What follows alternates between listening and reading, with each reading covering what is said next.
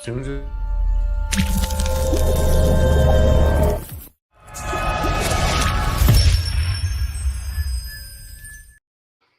All right. Welcome back to the FF Faceoff. This is a fantasy football podcast, but really it's NFL offseason. So today we're coming at you with NFL news and rumors.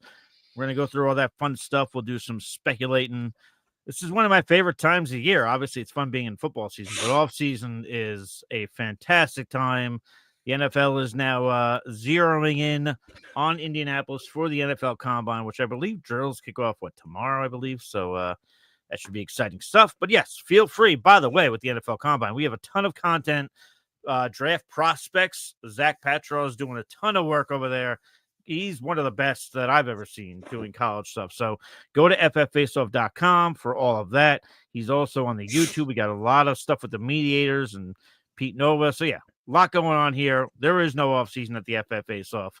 My name is Michael Hoff. You can follow me on X at the FF Realist. I'm joined by the ever wonderful, ever handsome, and ever tan, making me look even more pasty. His name is Anthony Stravino, and he can be followed the Real NFL Guru. Anthony, how's about you, sweetheart?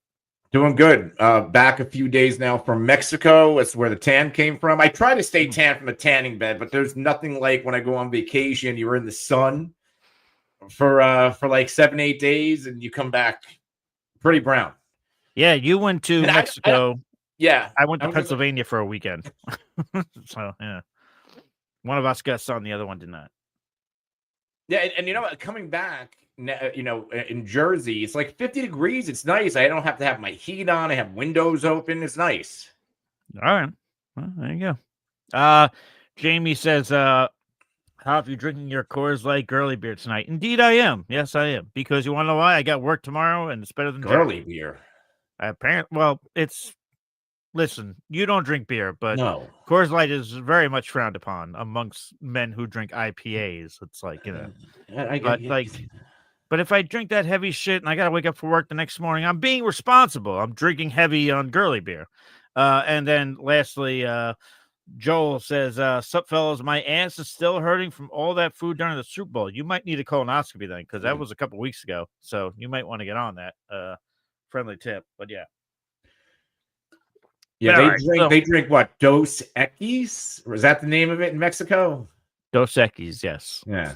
Yes. That's what people are drinking. I was drinking Blue Hawaiians and Blue Kamikazes. The shots.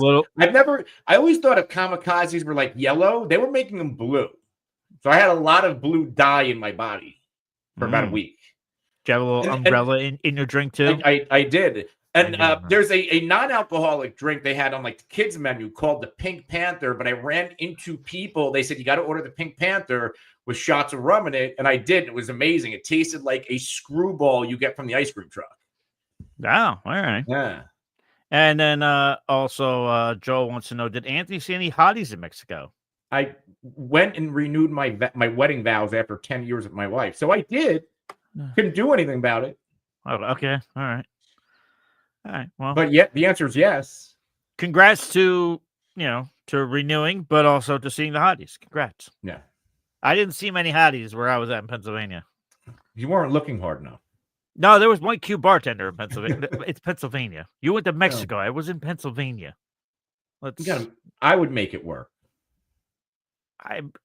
Once I had my standards. You know my standards or lack thereof sometimes. Okay. And lastly, actually we'll be reporting live from Pete Nova's wedding in a couple weeks. Ooh, actually. Yes, we will do a little pod from there, right? No. Yeah. Yeah. Sounds like a good idea. What could go wrong? All right, let's get into some actual stuff here. Last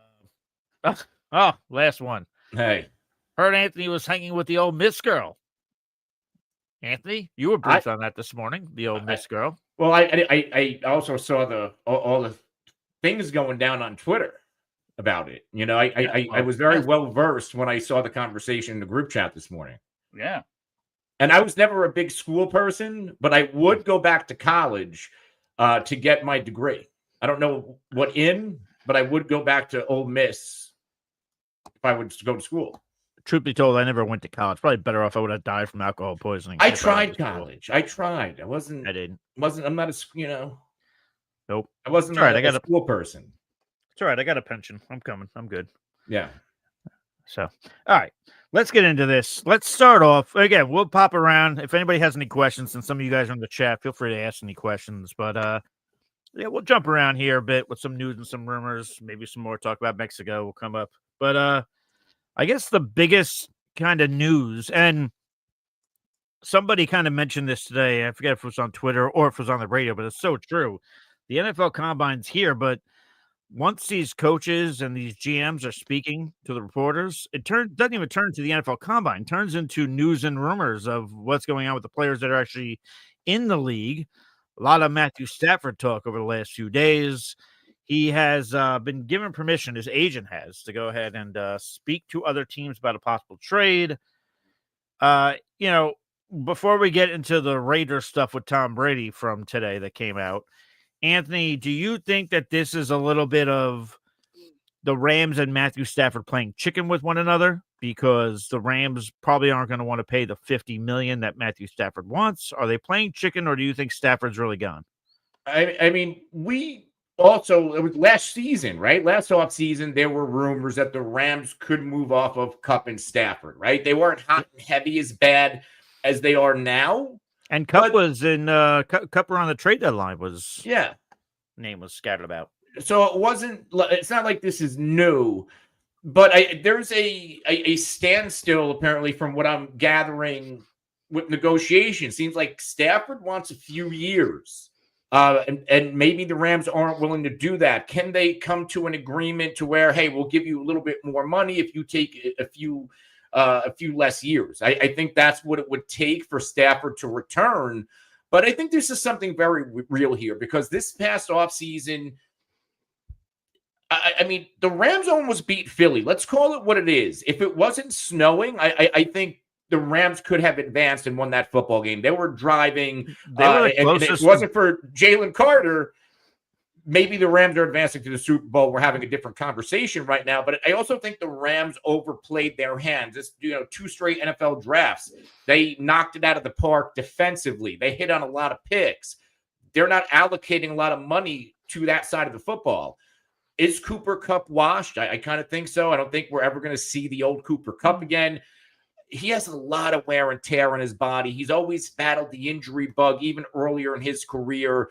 And towards the end, he just wasn't making those plays. So bringing him back, I don't think is a really good idea. Bring Stafford back, I think I would do if I was the Rams and if I can come with that deal. But with Aaron Rodgers also lingering, right? Because Aaron Rodgers, right, early in the season didn't look good. You also have to remember he was coming off that Achilles. Towards the end of the season, Aaron Rodgers played pretty good football.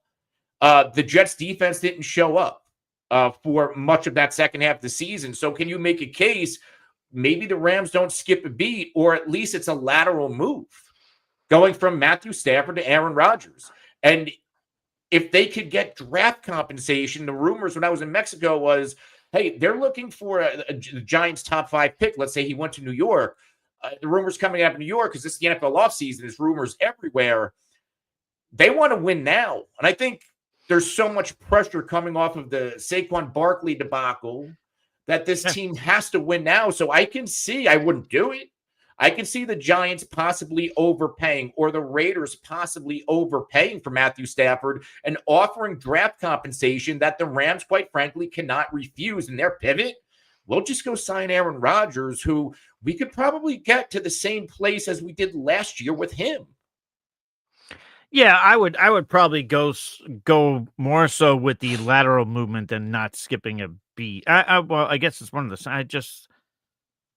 I get it, Rodgers, and I support him just like you do. But I think Stafford, at this rate in their careers, from an NFL purposes, I'd probably rather have Matthew Stafford over Aaron Rodgers. But I get it, the dollar amount, But is there a case to be made, right? Because there's Jets, New York, a lot of dysfunction last year, a lot of dysfunction in general. Would Aaron Rodgers be just as good as Stafford with McVay and that offense, and McVay more of in control of that offense?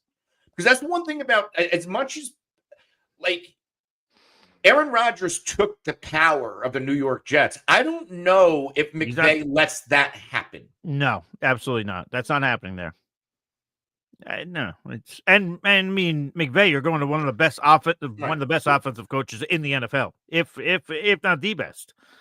Rodgers just doesn't have that kind of, I don't know if it was on the Coward Show, one of those national shows I listened to, and they were telling the story where, like, Aaron Rodgers has been around so long, he has an answer for everything.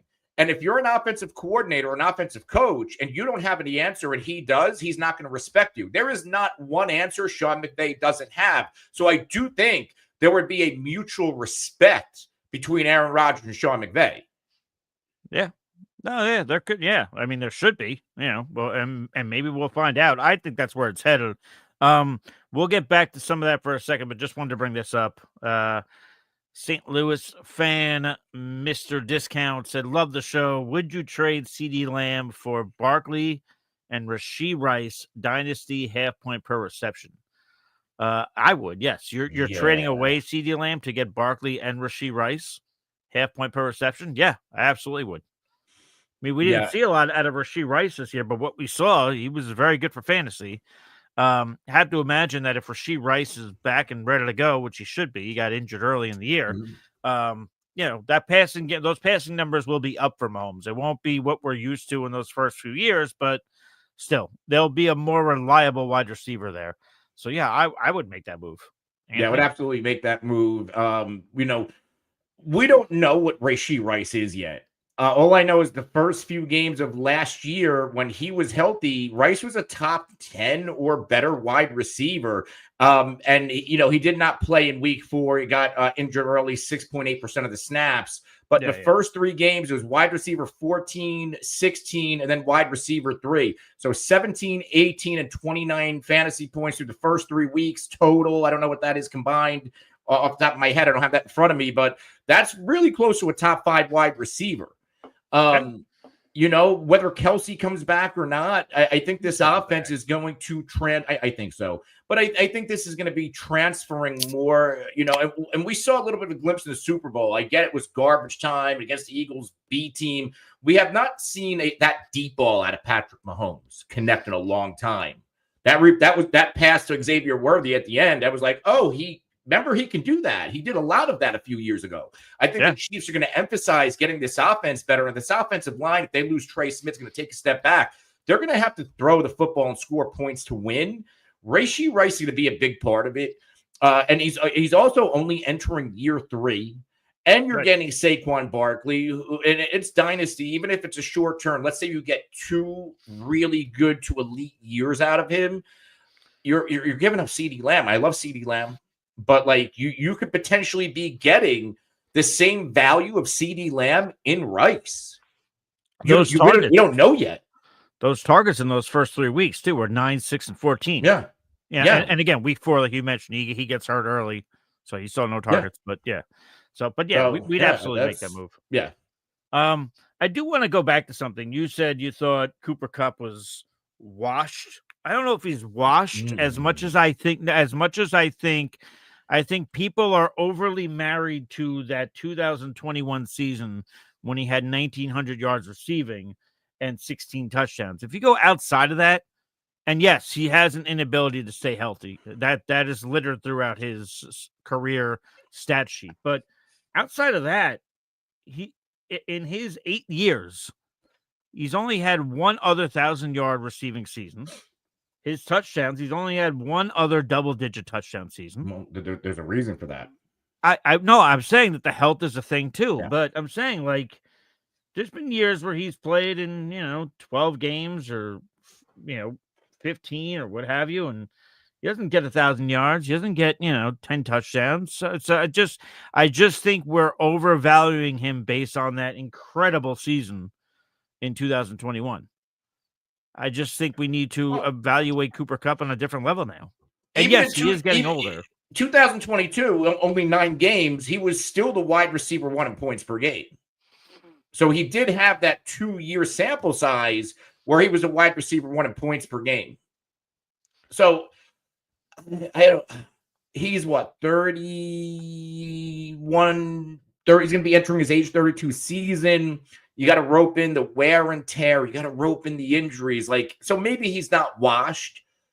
I just don't know if he's gonna ever be that guy again. I don't like maybe what he is what last year 67 for 710. The efficiency dropped from 2023, where he also played 12 games. He went 59 for 737. So his yards per receptions dropped almost a full yard and a half. So there is a little bit of a decline in efficiency from 2023 to 2024.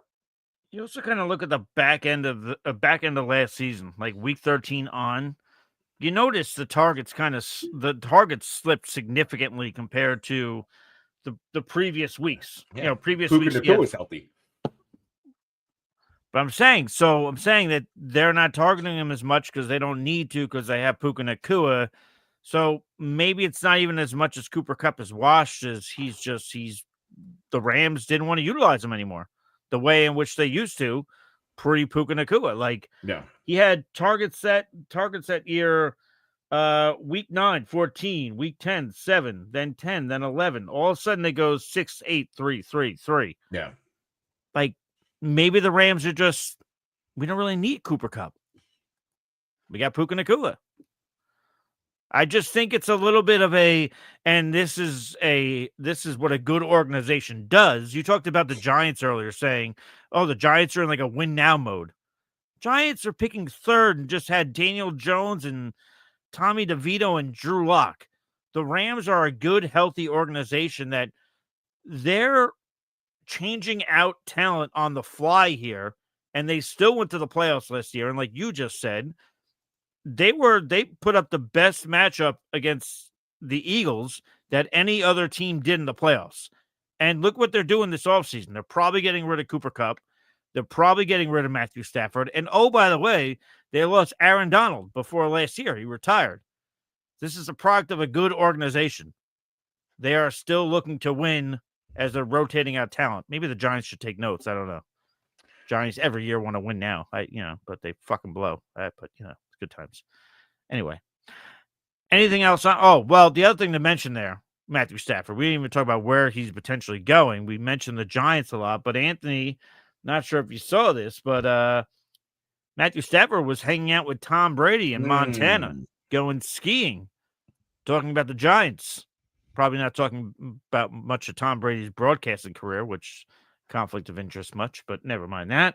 But Anthony, so Matthew Stafford, I think if all things are equal, why wouldn't you want to go to the Raiders then? You go to Pete Carroll. Pete Carroll's there for at least 3 years. You could be walking into the Giants, and if they have a shit year, which, by the way, their schedule stinks this year, Daboll and Shane could be out right away. Yeah.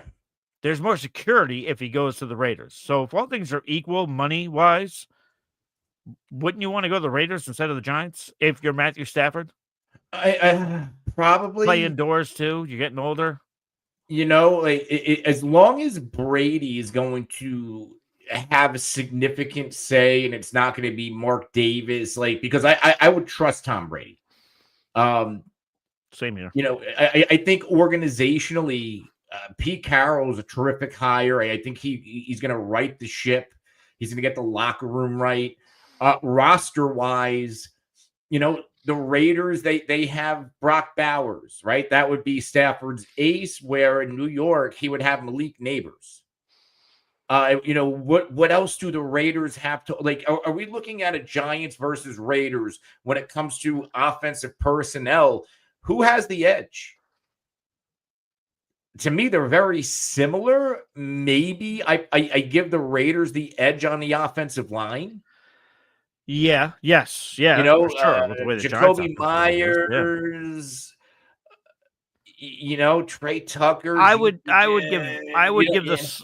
You mentioned the two big players on each team. It's Brock Bowers and it's Malik Neighbors. So I would give it to the Raiders. And I also just think at this stage in his career, you're going to play behind that Giants offensive line, get the shit kicked out of you in the cold, or you play in Las Vegas, which I believe there's no state income tax. I don't think, but so you can go to Vegas, you can play indoors.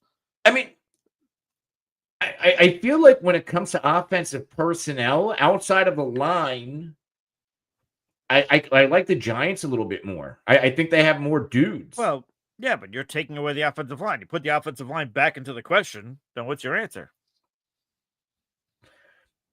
Because you can't take away the offensive line. The offensive line plays every week. No, but can you make the case that Stafford gets rid of the ball a little bit faster than these other Giants incompetent quarterbacks to overcome that? You got to be Neighbors, Slayton, Wandale, Jalen Hyatt's not bad if he had the right quarterback to get him to football. And I'm really high on Theo Johnson, who's going to be a second-year tight end out of Penn State. And Penn State who was doing well before his injury. Right. So I don't know. I think stability, Raiders. If you want to come in and possibly, have the guys in place to set the league on fire quick. I mean, Brian Daboll did somehow get Daniel Jones to the playoffs and beat the Minnesota Vikings a couple years ago. So Daboll is not a slouch either. No, he's not. Again, I'm not in saying this. I'm not saying that I hate the Giants. I'm keeping the offensive line in the equation when answering the question. That's why I'm going with the Raiders over the Giants. If offensive lines are equal, then I'd probably skip on over to the Giants with you. But I would say Matthew Stafford, I think would be better. I think if all things are equal, him personally, I think he'd rather be on the Raiders. But I do think he's on the move. I don't think this is, I asked you earlier, is this some kind of game of chicken between Stafford and the Rams organization? I don't think it is. I think this is the Rams being a good organization, and they're proactive.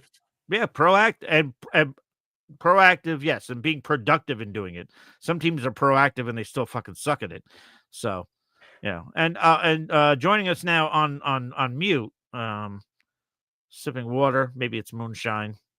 It's Pete Nova, who could be followed at Supernova38. That's with 2 R's. That's how fucking important he is. Pete, how you doing? What's up, Pete? What's up? I've been watching the whole time. Oh shit! Do you have any critiques? Do you have anything you want to say? No, I mean, I agree. I think the Raiders are the best spot. I actually kind of hate it though, because I've been not shy to say how much I love Stafford, so it would be pretty tough for me. Yep.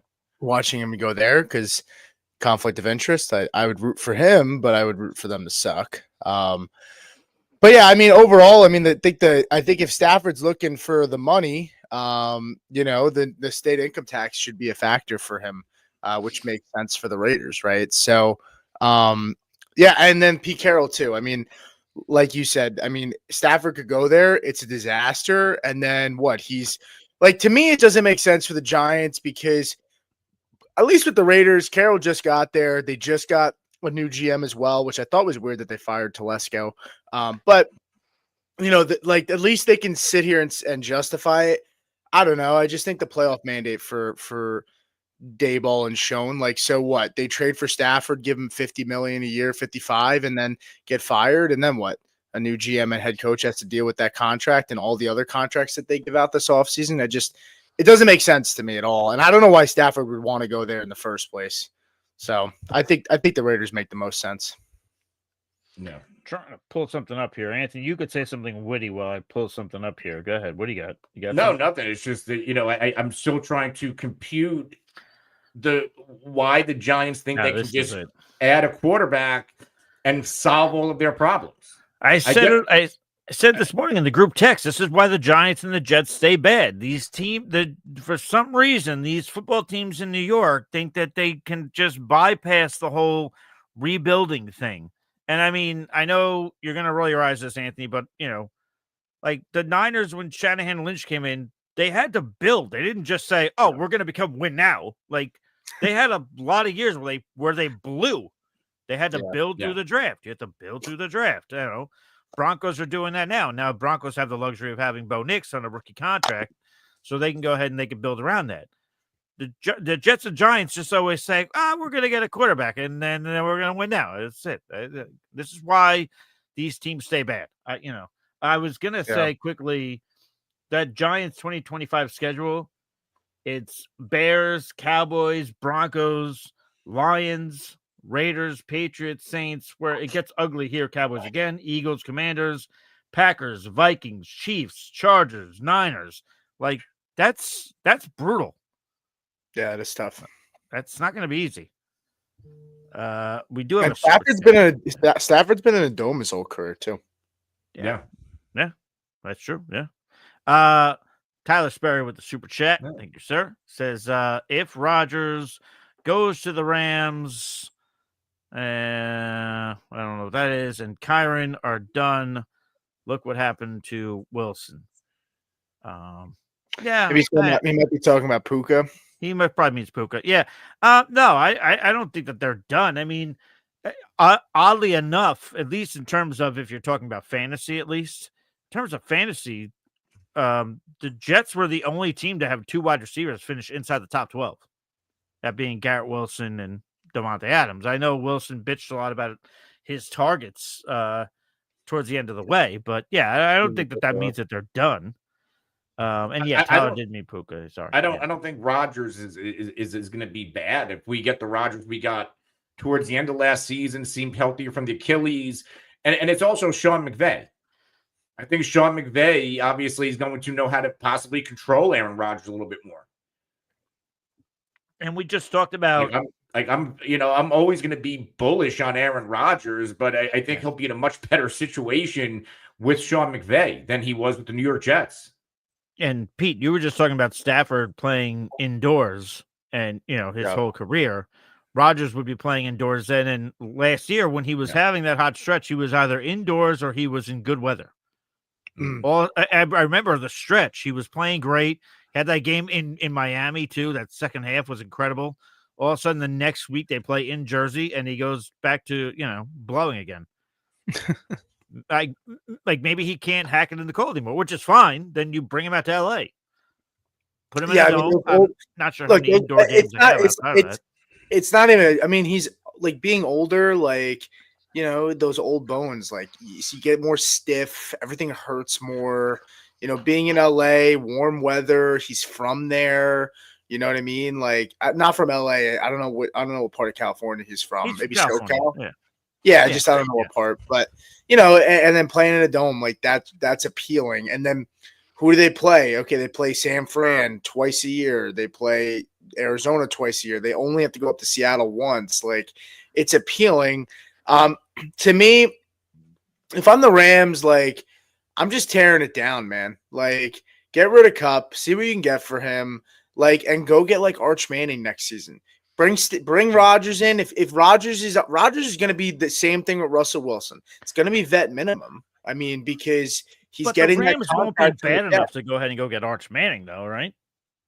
I mean, if they get enough draft capital by trading Stafford this year and trading Kupp, and they also could put one of their offensive linemen out on the trading block, I think it was Jonah Williams. Like they could accumulate enough picks to be like a middling team, and maybe they trade the house. That might be the plan. That might be the plan, though.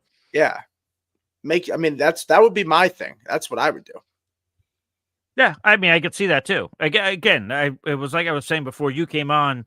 This is a product of a good organization, the Rams. They do all this stuff on the fly. They make all these things happy. So I would not be surprised. I would not be surprised if they do that. Just for historical reference, Aaron Rodgers' hometown, Chico, California, which is actually Northern California, but I think Southern California would be just fine for him. Do we have anything else to say on the whole Stafford, Rodgers, all that nonsense? We assume we don't have to discuss this in detail, but we assume if Rodgers goes to the Rams, Davante Adams will not be far behind. I mean, that seems obvious. Yeah. I think that's a package deal. And especially if they're going to move off of Stafford, they're probably going to move off of Kupp, and there's going to be a need for another wide receiver. Yeah. So we'll just do this then before we go on to another story, since we're already talking about Rams, Cooper Kupp. He's clearly out. He already posted something. They've told him to go ahead and find a trade partner. Pete, I'm kind of curious for your thoughts here. Anthony says Kupp is washed at this point, right? That's fair to say. I'm not. Yeah. Okay. Yeah. I'm not putting words in your mouth. All right. Do you think Cooper Kupp is washed? Where would you like him to go? Where do you think is best for him? you can articulate that in NFL or fantasy, whatever the hell you want. I think, fantasy wise in best ball, he's going like in the 90s. I would take that all day. If I shit and miss at that spot, who knows if he stays there, goes up, goes down, but like I would take a swing on him at that point. But he's definitely leaving. That's yeah. I think you look at what happened to Adam Thielen on his way out of Minnesota. He was dealing with hamstring injuries as well, and he's had 2 really productive years and stayed healthy. Like, Thielen's incredible, right, Anthony? Yeah, amazing. So, I don't think Kupp is necessarily washed either. I just think, look, that ankle injury that hamstring, and then didn't he have the ankle as well? Did he have the ankle injury too? They say that is it the tightrope? Did he have the tightrope ankle surgery? Because I don't know if I don't know. Because I know his ankle was had that, and a lot of those guys, if it's that tightrope ankle stuff, it takes like 2 years sometimes.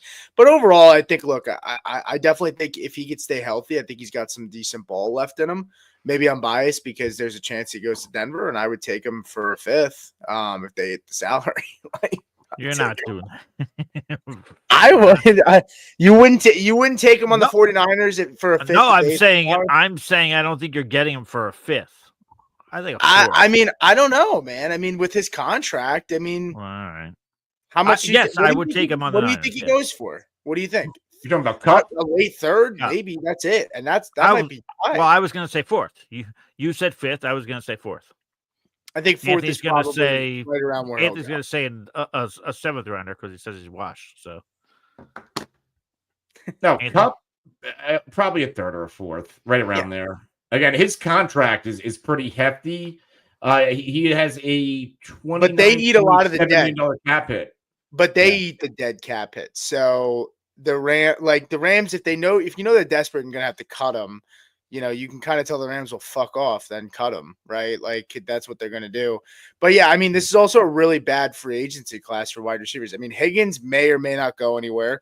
Chris Godwin and Marquise Brown. That's the top 3. And then it's like DeAndre Hopkins. Mm. Well, so yeah, I would a team trading a 3rd might not be the craziest thing. Your Broncos don't have to worry about getting Cooper Kupp. You're going to get Taysom Hill and Rob Gronkowski. You're fine. Well, they're definitely getting Taysom Hill. Whether he makes the team, I don't fucking know. Taysom's probably already bought a house in Denver. He's probably already bought a house in Denver. He's probably already setting it up. Anthony, do you think there's a good spot for Cooper Kupp to go to? I actually like Denver. I think that's a good call, to be honest with you. As much as I'm like to bust Pete's chops, I think it's a good call. Well, I also think this one over. The sexy thing everybody's gonna say, which I've already predicted for Deebo Samuel, who we'll get to next, like Washington. Like that's become like because they've got the cap space, they're up and coming. They're now the sexy team to say, oh, they'll go there. I think they would go. I think they'd go after Deebo Samuel, Washington, before they go after Kupp. So is there a world where Cooper Kupp ends up in Jacksonville with Liam Cohen and they move off of Christian Kirk? But at that point, I'd rather just have Kirk. I think Kirk's staying at this point. I don't think they're going to move him with Cohen right now. Would you? I'd rather have Kirk at this point than Kupp. I'd rather have Kirk, but I think they're moving off him. But I'd rather have him. I agree. But I think they're moving off him. Yeah, I think you're right. But oh, by the way, we talked about traveling. I went to Pennsylvania. Anthony went to Mexico and saw hotties while he was getting his vows renewed and had drinks with umbrellas on it. Pete, you were away too, buddy. I was Boston for the bachelor trip. That was yeah, man, fucking sick invite. It was a lot, dude. It was a lot. It was a lot. My body's still hurting, man. I did get to the gym though the last 2 days, so I'm proud of that. I haven't been back yet. Very long absence for me. I got up at 5:20. I got there for 6. I've been trying these really early sessions, but if I didn't go, I would have gotten into a slump and probably not gone for like another week or 2. Yeah, so I just said, fuck it. I just gotta fucking go. We might podcast from your wedding, by the way. That might happen. I heard that. Yeah. You're welcome. Ugh. Greg said, "Who's the worst starting quarterback week 1?" He added, "I'm thinking Tyrod for the Jets." If Tyrod Taylor is starting for the Jets in week 1, holy shit! Oh boy, ugh, God, good luck with those. I'm gonna go out on a limb and say Will Levis. I don't know if Levis is going to be the starter there. It seemed like Callahan couldn't fucking stand him throughout. I hear you. I know. If he's starting, yes, you're right. But I don't know if he's gonna actually. I'm just throwing shit out there. I just don't know. I don't think the Titans draft a quarterback. I really don't. There's got to be a certain level of hate for you to want to go with Aiden O'Connell over the other quarterback that you have on your team. If I'm guessing, I think Darnold goes to Tennessee. I don't think they draft a quarterback, and I think Darnold probably starts. Yeah, Tennessee. All right, Anthony. I mean, this is a tough question because I feel like the quarterback. Well, yeah, because is it Anthony Richardson? Yeah, that guy fucking blows. Please. I mean, the moment Anthony Richardson has 13 pass attempts, his completion percentage drops from 75 to like 48. Like, you know, seems like I feel like the quarterback position is there's going to be a lot of names, right? A lot of nice names because of all these Rodgers, Cousins might be available. All these veterans available, and then we have incoming rookies and last year's. I feel like there's a lot of namesake, but when it's all said and done, like the quarterback position in the NFL is not very good. From top to bottom, 32. So like, who's going to be the worst? It could be Kirk Cousins, depending on if he gets a job. Because I don't know if Atlanta holds on to him. I can see Cousins going to the Browns. You can't give, and we'll get to Ray in a second. You can't give fucking Rodgers some slack and not give Cousins, in my opinion, though. Maybe it took Cousins longer to recover. Look at the stretch. I don't think Cousins is done. I don't think Cousins is done. Hang on. Just continue with what you think. Because I'm just trying to think. I'm just trying to go through all the teams in my head and who could potentially go where. Wait, hold on a second. What am I doing? Anthony, keep talking. Keep doing what you're doing. You're doing a great job. I'm doing you guys. I'm searching myself. Well, I tweeted Cousins' I gotta find on my phone. I can never fucking search tweets anymore, dude. This shit sucks. Where the hell are the sound drops now? Oh, there we are. Thank God. Jesus Christ. That was scary for a second. A lot of dead air. Hope you guys enjoyed that. Hope that was awesome for you. Somebody like Russ and Justin Fields could be starters again. All right. I mean, that is true. So Cousins weeks 4 to 9 last year, 13 touchdowns, 3 interceptions, a 68.2 QBR, and 292.2 yards per game. From weeks 10 to 14, which was the week that they said that he got hurt against Denver, was week 10. 1 touchdown, 9 interceptions, 34.7 QBR, and 236 yards per game. It said he had a right shoulder and an elbow injury, which we had talked about in season that he didn't look like he was healthy. And he also came off the Achilles. Like, he looked good for that 5-game stretch. I mean, that was 13 touchdowns, 1 interception, like almost 300 yards a game. So I don't know. I just think that they just fucked him and kept throwing him back out there. And I think he probably fucked himself because he was probably worried about Penix, to be honest.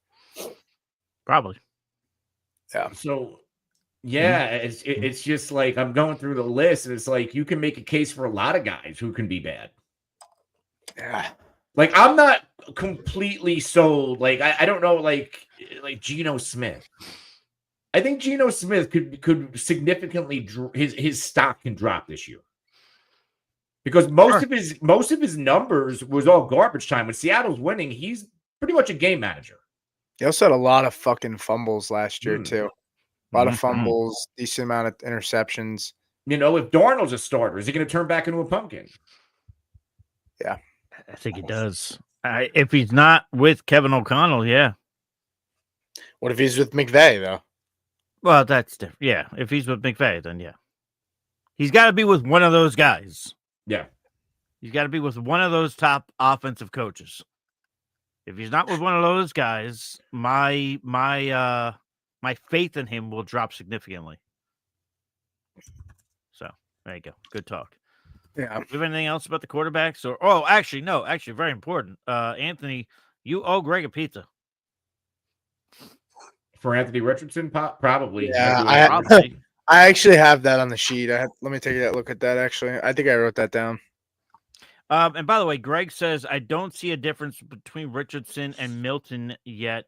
One was a top quarterback and the other will go in the later rounds. And, Greg, I will tell you, there is a difference. At least, and I know it's a one-game sample, and I know it was against the Buffalo Bills, who were resting a lot of their starters, but on 29 pass attempts, Joe Milton completed 75.9% of his passes. That's an impossible thing for Anthony Richardson to do. I just made a joke earlier, but I mean it. I went and I looked. Whenever Anthony Richardson's attempts more than 12 passes, his completion percentage literally drops by about 20 points. He can't. He's not a accurate quarterback. He's not. So he needs to be incredible in the rushing game, where Joe Milton can be better at least. And I know I hate saying this. Anthony used to kill me on this. If you go look at his college numbers, he was accurate in college too. So it translated over to the one game he played in week 18, which, by the way, I watched over the All-22 today. And, Milton looked good there. He should get traded. We'll talk about that in a second. But, yeah. You mean Richardson or Milton? Milton, you mean drafted? There has been talks of I'm talking about Joe Milton because he mentioned Milton. Oh, I'm sorry. I was thinking Milrow. Well, then Greg came back and said he meant Milrow, not Milton, but I was already on my Milton thing. But there was people trying to rummage up some rumors that maybe the Patriots could trade Milton. But why would they though? Because if you believe in Drake May enough, and if you can get any kind of draft assets, I don't know. Yeah, I mean, if you can get it, they don't have to. If you get like a second or a third, sure. I don't know. I mean, fuck it. Keep the insurance policy on yeah. No, he's also kind of an exciting guy. Like if May gets hurt, that guy comes off the bench. Like he's sort of game plan for you. You didn't game plan for like a big body running quarterback that can throw pretty hard. Like it's kind of a wild card coming off the bench. Yeah. Did anybody else have anything I mentioned? I know you guys were looking at numbers. You're looking at things. Anybody have anything they had, or can I move on? I think you can move on. Yeah, you can move on. I'm moving on. All right. Another wide receiver who Cooper Kupp didn't request a trade. He basically just got told he's not coming back. Deebo Samuel requested a trade, said he wanted a breath of fresh air. I said on this podcast about 37,000 times last summer that this would be Deebo's last year with the team. While I was right on that, I did not expect him to suck the way that he did this past season. Jokes on the Niners, I guess, on that one, and on me. But anyway, Deebo wants to go. Anthony, I'll go to you first here on this one. I personally still think Deebo is a good receiver. I think last year he has these years where he's just not great, and then he has years where he is. So I don't think I don't think we can start to use that word wash with him, in my opinion. But are Deebo's best days behind him? Where do you think's the best spot for him to go? What are your thoughts there? I don't think he's washed. I think what hurt Deebo is no Christian McCaffrey. Yep. Because with both of them on the field at the same time, similar skill sets, one of those guys are always going to be open for a big play. And I think Deebo, especially at this juncture at 28, he was 28 this year, he suffered a little bit because maybe he did slow down a little bit, especially as a runner, and no CMC significantly hurt him because if they put him in the backfield, all right, well, CMC's not in the field too. So, if the ball's going to Deebo, we could just take him out. So I don't think his best days are behind him. I do think he needs to go to a creative offensive play caller who's going to, similar to Shanahan, who's going to put him in positions to succeed. Where that is there a world where I do see a world where Tyreek Hill is not back with the Dolphins and Deebo goes with Mike McDaniel? Because I get that Yeah. they may have patched it up. I don't quite believe it when it comes to Tyreek Hill and Mike McDaniel and the Miami Dolphins. I do, but if it's not, then I get it. But Anthony, you're always a big Deebo guy. to Denver would make a lot of sense. Like I think Deebo is going to go to a team PD? that is built to make some type of a run. Does that tickle you a bit? Good, Anthony. We got. What about? I think Buffalo needs a receiver. I get that they just paid Khalil Shakir. That's not enough. No, that's like I posted yesterday. That it's a good extension, but it doesn't mean that they're done with wide receiver. They need more. And they tried with Amari Cooper. Amari Cooper never looked right. I think Deebo in that offense, because they're not going to ask him to do a lot. They spread the ball around enough with Josh Allen, what he does. They have Shakir. They have enough dudes there to where like Deebo could be more of an impactful NFL receiver and maybe not a high quality fantasy receiver. But the Bills don't care about that. If we're talking, let's go chase the Super Bowl. I think Deebo in that offense would be great. I could see that too. PD, I'll go to you there because he did name drop your Broncos. Would you have any interest in a Deebo there? Not only as a fan, but obviously just you knowing the team. Is there interest level there, or where do you think's a good spot for him? I think Miami's a good call. Obviously, depending on some dominoes. I don't really like the fit in Buffalo just because they already have guys that they're already manufacturing touches for Josh Allen. They're manufacturing touches out of the backfield for James Cook a lot now. Khalil Shakir is a guy that they're trying to get him the ball in space and yards after catch. Kincaid is not as explosive. I feel like they need more of a true wide receiver there. And Deebo's not going to thrive. And the cold environment, he's an injury prone kind of guy. Like, I don't know how he'd hold up in that kind of weather. And he's also kind of a bitch. Fair. After last year, that's fair. That's fair. I actually, just thinking off the top of my head, like, it would be fun to see him in Chicago with Ben Johnson. Have all those other wide receivers there though. That was the only team in the NFL that had three. I don't know if Keenan Allen's coming more back. targets. If Keenan, that's what I'm saying. If Keenan Allen's gone, they need. I don't think Swift is going to be the running back. Like, if they keep Swift and don't bring in a running back, do they combo him with Deebo or bring in another back and let Swift go? Like, Swift doesn't have a lot of guaranteed money. Like with Ben Johnson, like that creativity kind of thing. Like, I think he could be a guy that, like, you have a Dunze can blow the top off and run routes downfield. So can DJ Moore. Deebo can be like an underneath gadgety, explosive kind of player, yards after catch. So I think that could be an interesting spot, to be honest. That's a good call. Well, actually, yeah. All right. You swayed me on that one. I'm going with the obvious one I mentioned earlier. I'm going with the Commanders. I know. I thought you were going to say Denver. No. I'm going with Commanders because, again, kind of like what you were talking about, with as far as Roma Dunze, DJ Moore getting down the field, they have Terry McLaurin to do that, and I think Deebo can do those other things. And plus, yes, I'm going with the team president, I guess, of for the Commanders, Adam Peters, obviously with his ties with John Lynch dating back to the Denver days. Yeah, it makes a lot of sense. So that part makes sense. It's an easy phone call to make. But I will say you definitely warmed me up to the Bears to the point where if Deebo went there, I'd actually be more excited for Deebo if he was there than if he was with Washington, to be honest with you. I would be too, honestly.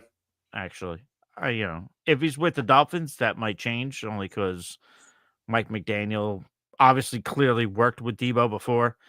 That would be interesting. So, but basically, me and Anthony have him going to a team where there's San Francisco ties, which obviously makes sense. But I like that Chicago call.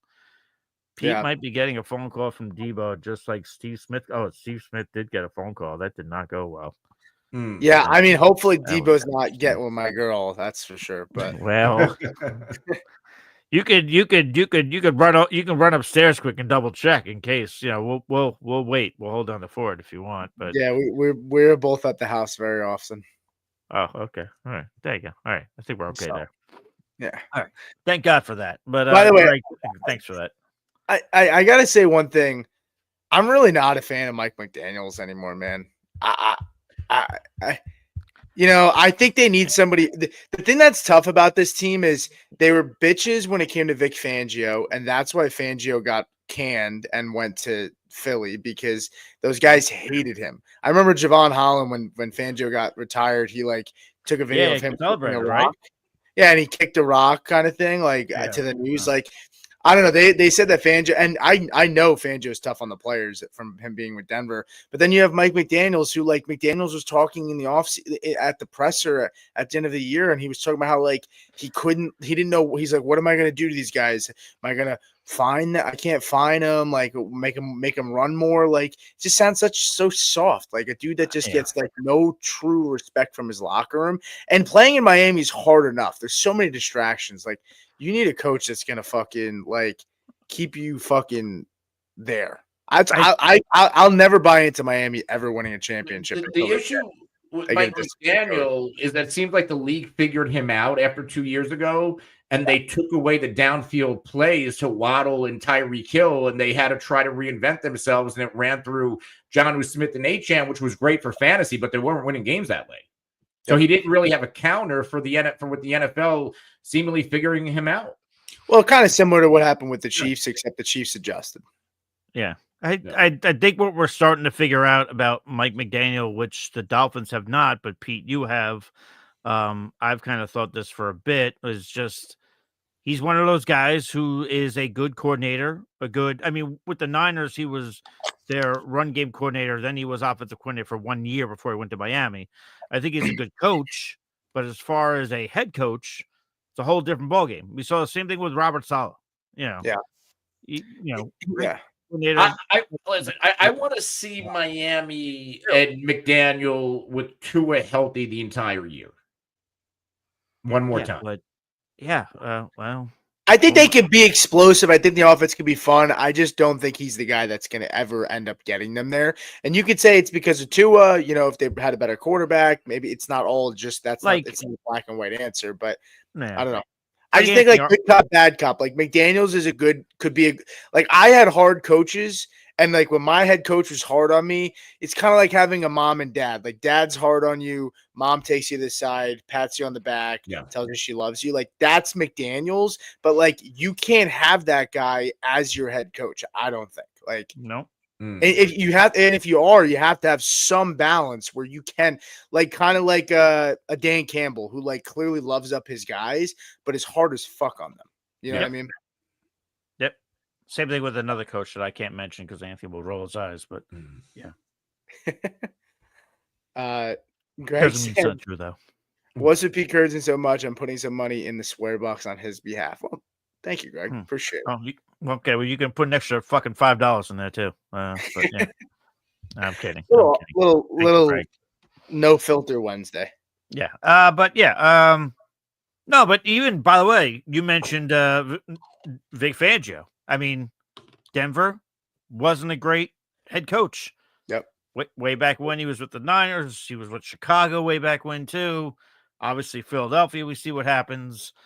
But I think Miami, we're destined to see two outing head coaches in the AFC. One of them is Shane Steichen. The other one's going to be Mike McDaniel. Yeah, that's it. And Shane Steichen, I've already nominated early in the group chat this morning. I think he's the first coach out. I think he's a mid-season fire. Shane Steichen. I think Callahan could be on the early chopping block if they don't upgrade the quarterback. It's not. I can't be. And I like Levis, but it is what it is. He sucks. Yeah, Pete, you mentioned that, and I agree. I could see them not taking a quarterback first overall, but they cannot go into the season with Will Levis. Oh, they can't. I know. Just fuck it. Bring Justin Fields. It'll be a fucking clown show. Oh my god. Oh god, the jokes would write themselves. Anthony and Steve would be going back and forth which guy deserves the job. That'd be great fucking content. I'll tell you that. I will say, all Justin Field jokes aside, I would like to see him get one actual crack. Like even last year, like he started, but it was known like once Russell Wilson comes back, like he's done. That's it. He's out. I would like to see just one time Yeah. Let me get, which, by the way, Anthony, speaking of quarterbacks from that draft class who fucking aren't any good, Trey Lance no longer going to be with the Cowboys, but thank you for the 4th-round pick. Yeah, great job, Appreciate Jerry. that. Great Yeah. job. Appreciate that. And we got gave Malik up a Mustafa. 4th for fucking the guy from Carolina, Mingo. I mean, what is it then with them and giving away 4th-round picks? I'd rather have Pete playing wide receiver than Jonathan Mingo. I'd rather have you, Anthony. I'd rather have Beak. My dog's back here somewhere. I'd take him, too. Dynasty community loved Mingo, man. They really did. Dynasty community loves every They love wide everybody. receiver. They love everybody. Here you go. Sorry. Yeah. I need to think about this. I keep reading it, but I can't. I'm trying to think. I used to always say he's not playing anymore, but I used to say D'Angelo Hall was the number 1 bitch, in my opinion. Yeah, it's a good one. D'Angelo Hall. He's a kick returner. Or is that He was Dante a Hall? Yeah, he's no, a you're corner thinking, kicker. I'm thinking of Dante Hall, right? Dante Hall as well. Yes, D'Angelo was a corner. He played. He's the one that got into the fight with Hopkins and then tore his fucking ACL. And got fucking tossed around like a rag doll. Yeah. Also, Phillip Rivers, because he would cry after every fucking play that he wanted a flag. That was a bit of a bitch move. Yeah, those would be my 2 that come to mind. Pete, were you born when Phillip Rivers was drafted, or when was he drafted? Early 2000s. Like probably 2002, 2003. Probably around there. Yeah. They were still doing drafts in Radio City Music Hall. You probably don't even know what that is. Poor thing. I saw the draft in Radio City Music Hall when Derek Wolfe got drafted. I was there for that. All right, good pull. I was there. 2004. And he was actually drafted by the Giants, and Eli didn't want to play for the Chargers, and that's how those 2 switched places. Are you saying that as if Pete wasn't born and doesn't know, or you just? Well, maybe the viewers didn't know. The viewers didn't know. Anthony was trying. I'm still thinking of this question. Anthony, do you have one? Anthony, do you have one? Maybe Alvin Harper. That was a bitch. My answer would probably be Stephon Diggs. Honestly, that might be he might be pretty high up there. I feel like I could probably think of somebody better, but I do think Diggs is probably pretty. I mean, he bitched about fucking targets when he was like top 5 in targets 4 years in a row with Josh Allen, and then they left. So yeah, I think Diggs is up there for me. Yeah, I'm going D'Angelo Hall and I'm going Phillip Rivers. I mean, Phillip Rivers is a fucking warrior, but that guy complained about not getting a call every single play. I'd have to think about that. Well, he wants an answer now. Damn it, Anthony, give him something. I don't know. I don't like to, I don't think of these players like that. So I have to. Oh, shut the fuck. I have to think about that. You don't think of players like that? No. You rip guys all the time. You can't 149er right now. I don't call them bitches. You have an open hand here. You could pick any 49er right now and get your aggressiveness out. I mean, Deebo is kind of a bitch. Deebo was kind of a bitch this year. Yeah, he talked about not getting targets, and then that next game he dropped a game-winning pass. Yeah, that was a bit of a. Yeah, that was rough. That was rough. Man. I guess there were times as great as he was, like Deion Sanders always took a lot of slack for not wanting to hit. Yeah, that's true. I remember my uncle when I was a kid used to complain that Deion never liked to hit. I always used to compare him to Ronnie Lott. He's like, Ronnie Lott, he cut a piece of his finger off, so he I was going to say, Deion misses time for turf toe. I thought that was all I heard for fucking my childhood. I thought you were trying to say he was saying Ronnie Lott was a bitch. No, I love my chair. Ronnie Lott's my football number was 42 because of Ronnie Lott. Pete, what was your football number? 38. All right, good number. Mike Anderson, running back for Denver. Oh. Mine was 80. So, Jerry Rice, of course. In 2011, NFL Bleacher Report boasted the top 10 biggest crybabies in league history. LaDainian Tomlinson was 10. What? I don't really know about that. I'm already omitting this list. About Chad Pennington's 9. Antonio Cromartie 8. Jeff Reed. Reed 7. I'm going to get a drink. I'll be right back. Sean Johnson. Clearly, this person doesn't like the Jets because three fucking list. James Harrison, Tiki Barber, Ryan Leaf, Randy Moss, and Terrell Owens. Oh, I love T.O. Yeah, T they complain a lot, but yeah. T.O. was great. He was probably my favorite receiver of all time. For as much as he complained, he did not care about going over the middle and getting hit. He was a bigger dude too. I'm not gonna take any kind of T.O. slander, whether we talk about him being a Niner, a Cowboy, or an Eagle. I will take no T.O. slander in this chat. Absolutely none. Fucking love that guy. Remember when he was like going downwards with the Eagles and he was doing sit-ups in his driveway? Remember that? And they were asking questions. And he's doing sit-ups in the driveway. It's amazing. Yep. All right. That was in Moorestown, New Jersey. Is that where he was? Mm-hmm. I believe so. Moorestown, started an M out west near Cherry Hill. Jeez, okay, there you go. Do we have anything else we want to discuss today? Anything else we can squeeze out of this show? Pete? Rashad White is being investigated for extortion. That's kind of random. Yeah, that was interesting. Yeah. Someone's extorting him or he's extorting someone. Someone's extorting him. I think everything's good though. Let's see. They said Jamar Chase, they're working on a deal. They should probably be worrying about T. Higgins, but okay. Jason Peters retired. Yes. After 19 seasons. That's cool. Joining the Seahawks front office, they said. Wow. Now, Travis Kelce will possibly be back. It sounds like they're hinting that the team expects him to be back. All right, so why don't we talk about this? How high would you draft Kelce? Because me and Anthony talked about it briefly on Twitter. No, I don't think I could take him higher than 6 or 7. And that's generous. I think I'd really have to think about it. Yeah, and to me though, the whole thing, and then Anthony can give it a go. But I am of the philosophy I'm either taking a top tight end or I'm waiting on it. So to me at this point, Kelce is not one of those top tight ends. I mean, Kittle played great this year, but I think Kittle's numbers are going to go down based on players getting healthy and just he's not going to get that kind of consistency again.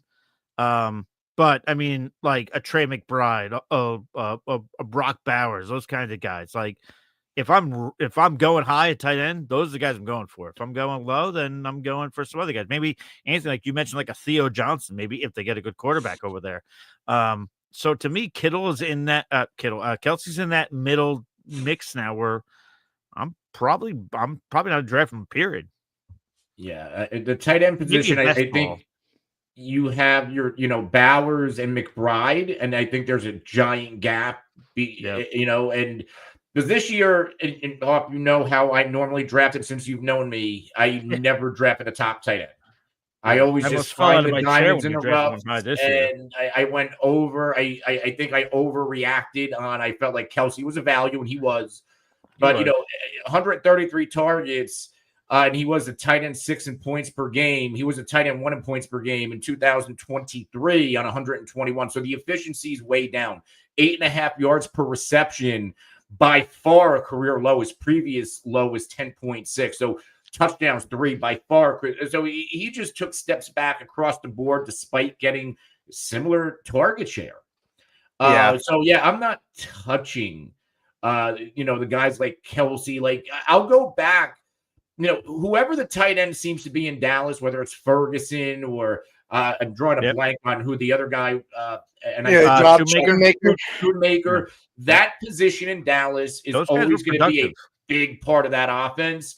And I feel like, somebody like Ferguson, and we're going to get Dak back. I feel like Ferguson might be, where I start drafting the tight end, right around tight end 10 he could be stinky off the board. Like that. But you talk about the guy from the Giants, Theo Johnson, Jatavian Sanders. Yeah, I love that guy. Kid Otten. Yeah.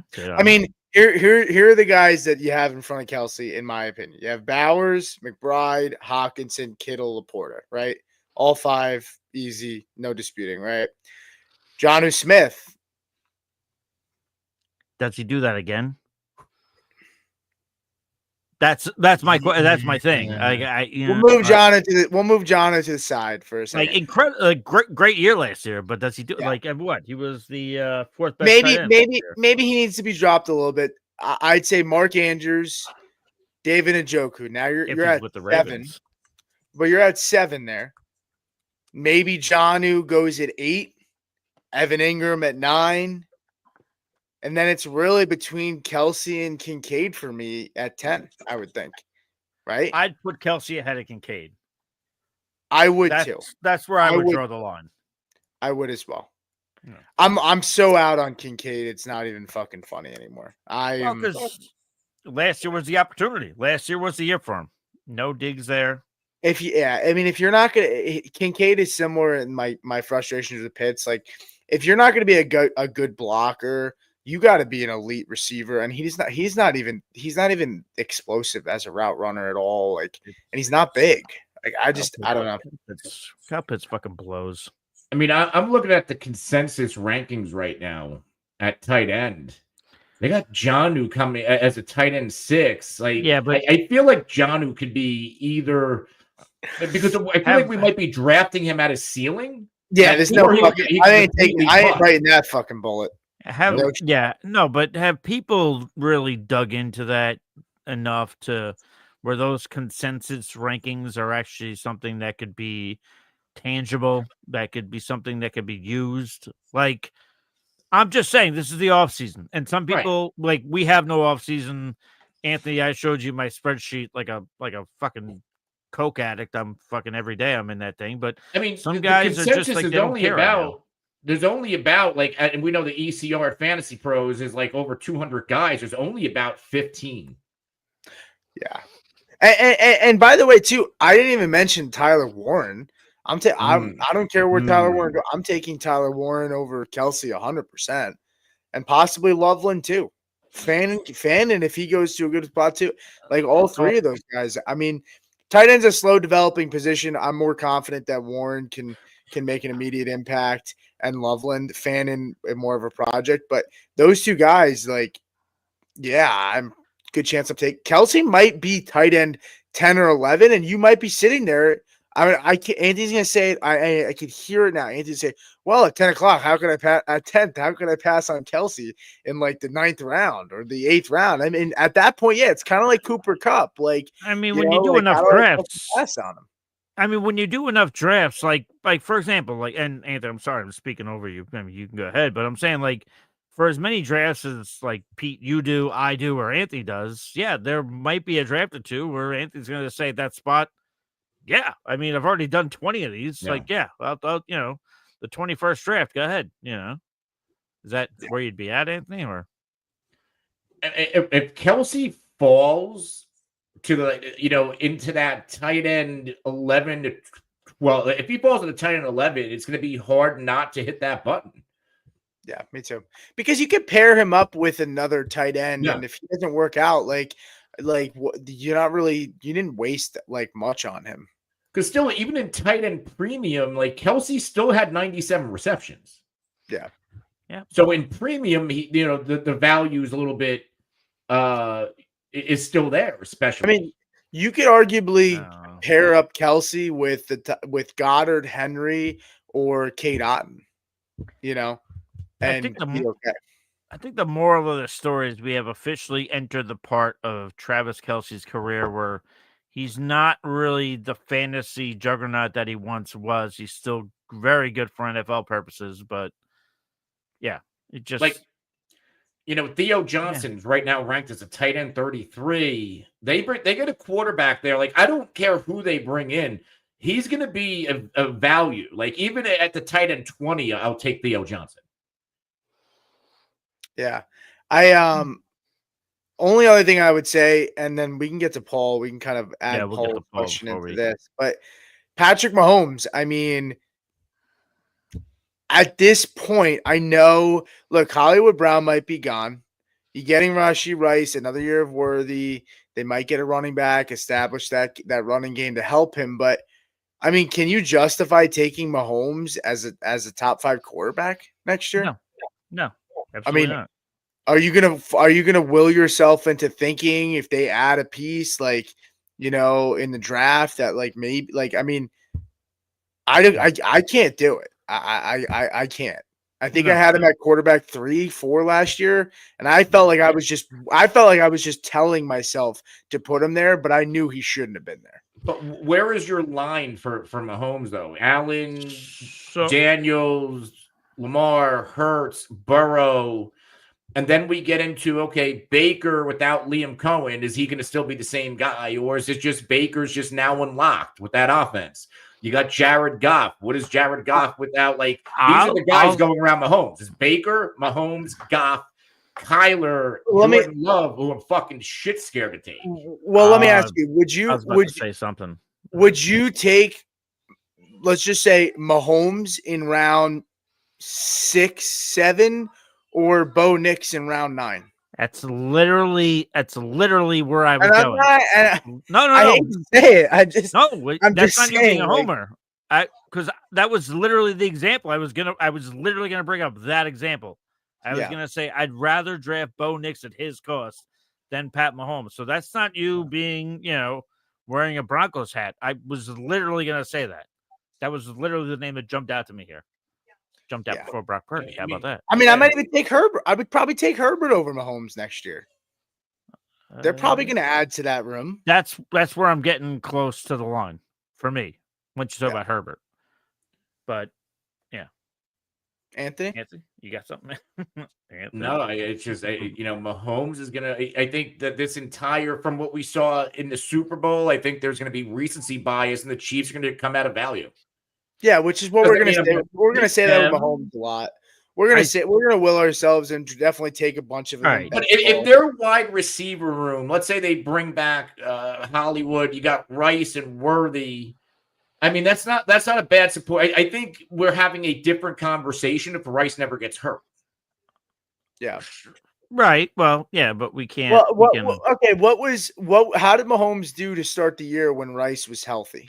Fantasy wise, I mean, I know Hollywood Brown wasn't there. Mahomes in those first 3 weeks, 15.1, 12.9, 16.4. So not great. Obviously, week 4, Anthony and I talked about this.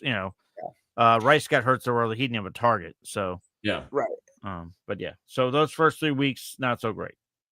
Yeah, that's gonna be a very interesting topic. I think the line for Mahomes is right around that Herbert Purdy range, I guess. I would take him over Goff, I think. Maybe. I guess when it comes to Kansas City and Mahomes, I think the ass kicking in the Super Bowl, does Kansas City have to go back and reinvent themselves into an offensive juggernaut? Like, hey, we did this earlier in your career, and getting by with a average offense and a good defense. Yeah, we won a couple Super Bowls that way, but then we got the shit kicked out of us by there was any game to do it. Superior team. Yeah, and I get it. And the last memory we have, again, it was against Eagles backups, but that deep ball to Worthy, we have not seen that deep ball. I feel like in years from Patrick Mahomes. Yeah. So, I guess that's my question. Will Kansas City try to reinvent themselves and all right, we need to start scoring points again, because when we come up against the Buffaloes, because we barely got by them, and then we got the doors blown off of us in Philly where it wasn't even competitive. Do they go reinvent that offense? Go ahead. I was just going to say the fear for me is not weapons. It's really not. It's offensive line.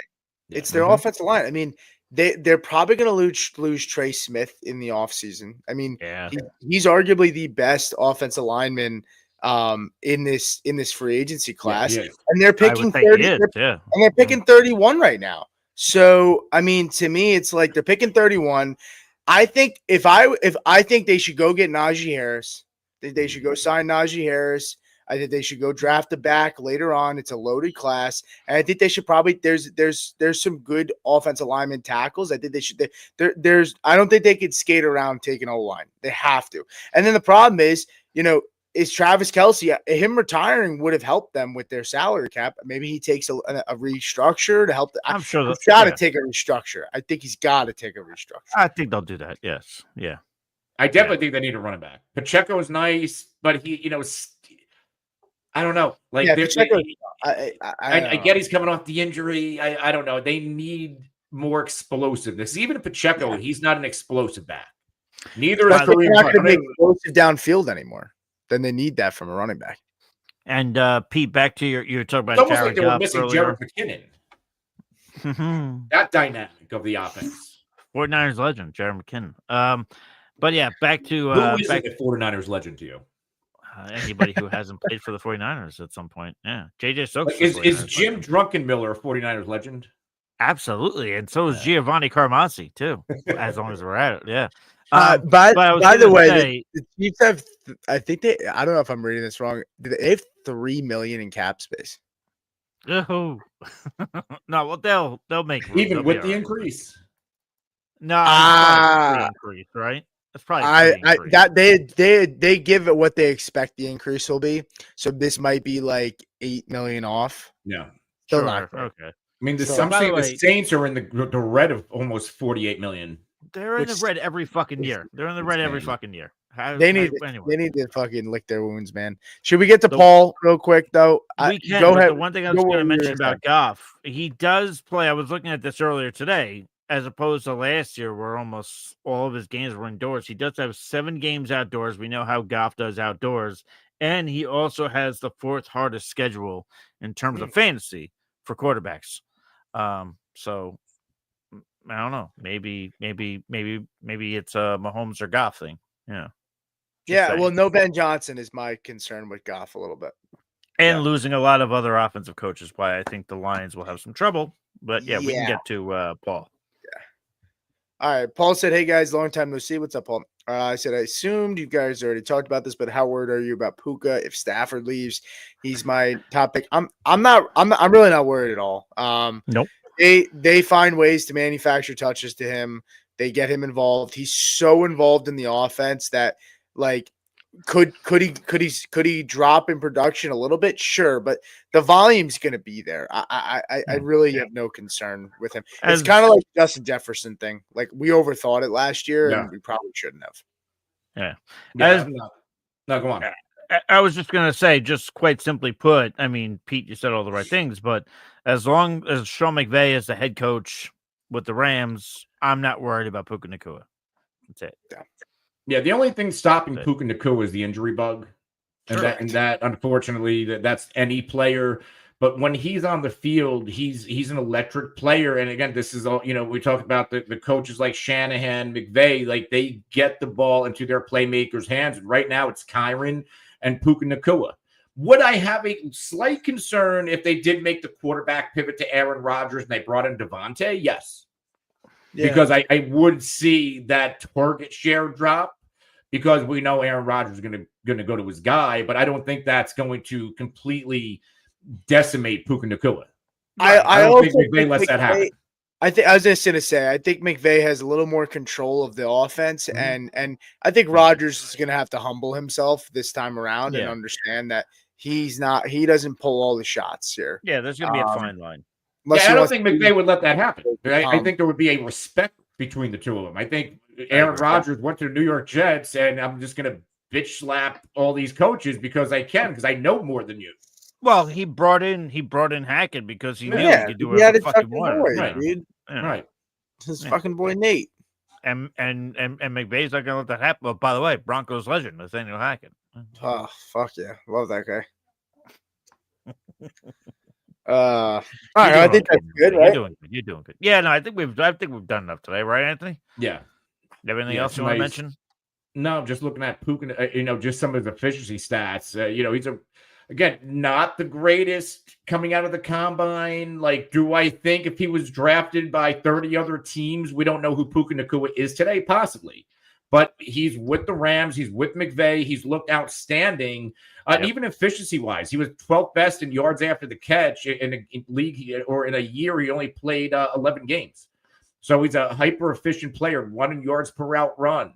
I think – I don't think the Rams are going to completely, I get they're going to try to, move off of Stafford. I don't think they're going to blow it up. They're going to bring in Yeah. some quarterback that's going to be able to run the offense, whether that's Rodgers or Sam Darnold. And I think Darnold, he ran Kevin O'Connell's offense, which is essentially the McVay offense.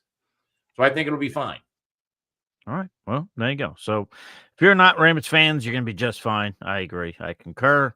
But yeah, so that'll do it for today. But yeah, again, we're going to be here all off season long. And also our YouTube, we've got a ton of dynasty content coming out, talking a lot about the draft, talking a lot about the combine. There's so much to check out on our YouTube. Just search FF Faceoff, subscribe there.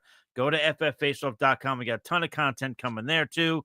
And yeah, there's no off season. So we're going to be here quite a bit moving forward. Until next time, stay thirsty, be kind to one another. We'll catch you guys on the flip side. Cheers.